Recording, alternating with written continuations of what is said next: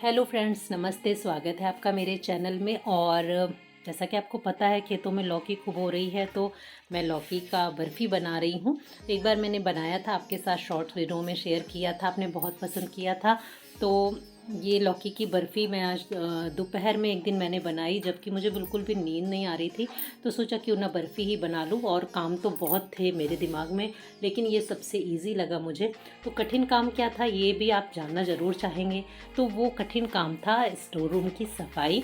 तो पहले तो मैं गई स्टोर रूम में, उसकी हालत देखी, और उसके बाद मेरी हिम्मत नहीं पड़ी उसे साफ़ करने की, क्योंकि इधर 4-6 महीने से मैंने उसमें बिल्कुल भी हाथ नहीं लगाया था। बाकी जगह थोड़ी बहुत सफाई की थी। होता क्या है कि जहाँ पर चीज़ें ऑर्गेनाइज हैं, साफ़ सुथरी हैं, वहाँ पर हम साफ़ करने में भी नहीं हिचकते हैं। लेकिन जहाँ पर ज़्यादा बिखरा हुआ होता है ना, वहाँ पर हाथ लगाने में घबराहट होती है। तो नेक्स्ट डे फिर मैं आई हूँ यहाँ पर स्टोर रूम को देखने, और इसकी हालत देख के सच मानिए एकदम मन करता था आँख मूंद लें और इसमें ना घुसे। भगवान, कैसे साफ़ होगा। लेकिन करना तो खुद को ही पड़ेगा, इसलिए इससे बच नहीं सकते हैं। तो चीज़ों को बीच बीच में अगर आप साफ़ करते रहें, ऑर्गेनाइज़ करते रहें, तो ये स्थिति नहीं आती है। लेकिन मेरे जैसे आलसियों को क्या समझाया जाए कि चीज़ें बार बार साफ़ करनी ही पड़ जाती हैं।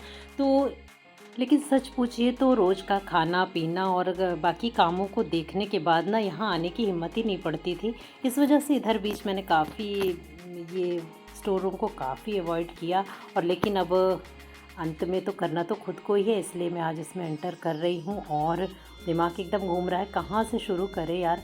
तो लेकिन जब आँख के सामने जो दिख रहा है वो एक एक पोर्शन मैं करूँगी, तो एक लंबी सांस ली और शुरू कर दिया। जब आप किसी बिखरे हुए उलझे हुए चीज़ों को जब आप छूना कर शुरू करते हैं ना एक कॉर्नर से, तो आप आपको खुद ही रास्ता मिलता जाता है और चीज़ें ठीक होती चली जाती हैं।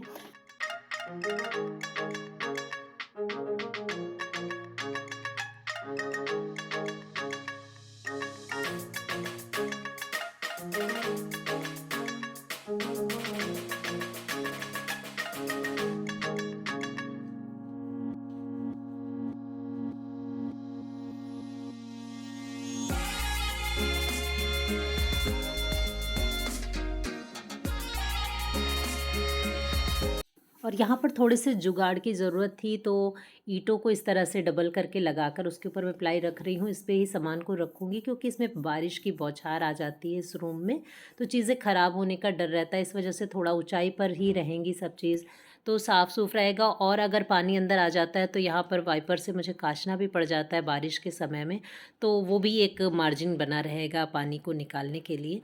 तो बस ये तो हो गया स्टोर रूम का एक कॉर्नर साफ़। इसी तरह से मैंने पूरे स्टोर रूम को साफ़ कर दिया है। बहुत ज़्यादा समय तो नहीं लगा, क्योंकि ज़्यादा हैवी काम मैं नहीं करना चाहती थी और ना ही बहुत झुक के करना था।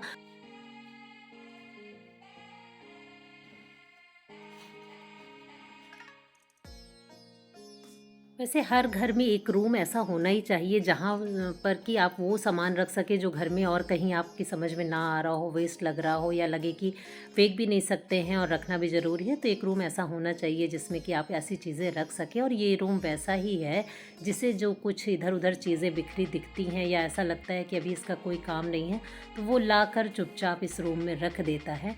तो ये एक ऐसा ही स्टोर रूम है। और उसके अलावा गाँव से कुछ चीज़ें जो आती रहती हैं खेती वगैरह की, वो भी इस रूम में लाकर रख दी जाती हैं।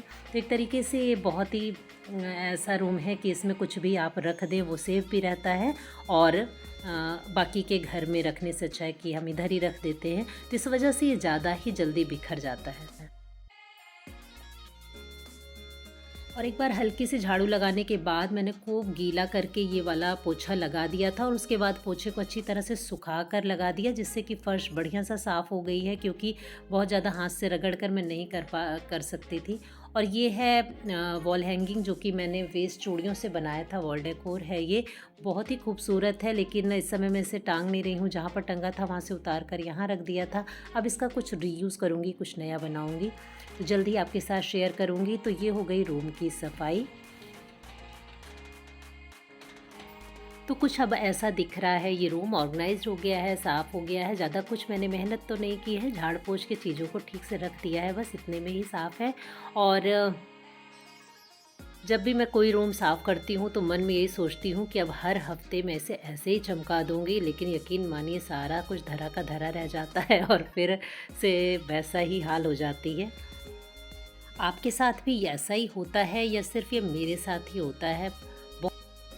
तो बहुत दिन से ये रूम चिल्ला-चिल्ला कर कह रहा था मुझे साफ़ कर दो, तो लो भाई आज इसकी मंशा भी हो गई पूरी।